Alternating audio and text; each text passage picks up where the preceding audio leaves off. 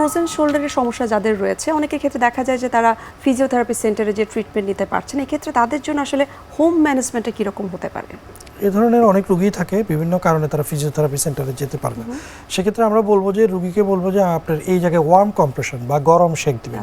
অনেক ক্ষেত্রে আমরা বলি যে অ্যানালজেসিক কিছু ক্রিম পাওয়া যায়, ডাইক্লোফেনাক বা এরকম অ্যানালজেসিক কিছু ক্রিম পাওয়া যায়। আমরা গরম শেকের বলি যে আপনি উপরে আলতো করে এই ক্রিমটা লাগাবেন, মেসেজ করার দরকার নেই।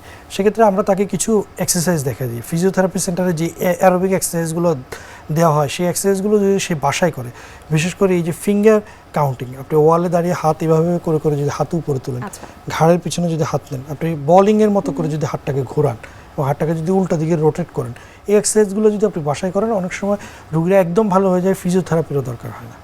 আচ্ছা, আশা করি আমাদের আজকের এই অনুষ্ঠানের মাধ্যমে ফ্রোজেন শোল্ডার সম্পর্কে যে মিসকনসেপশন রয়েছে সেটি অনেকেই ক্লিয়ারলি জানতে পারবে যে কেন বা কাদের আসলে এই সমস্যাটি হয়ে থাকে। আপনাকে অসংখ্য ধন্যবাদ এত বিস্তারিতভাবে আমাদেরকে জানানোর জন্য, এবং শুভকামনা রইল এনটিভির পক্ষ থেকে।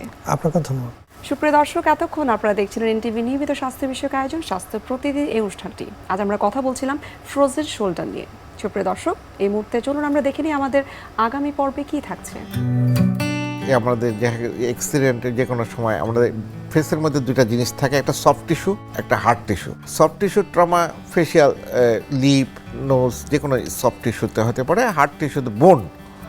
এখন আমাদের যেহেতু কন্টিনিউয়াস আমাদের বাংলাদেশে এই trauma patient road accident, violence, fall যে কোনো কারণে হতে পারে।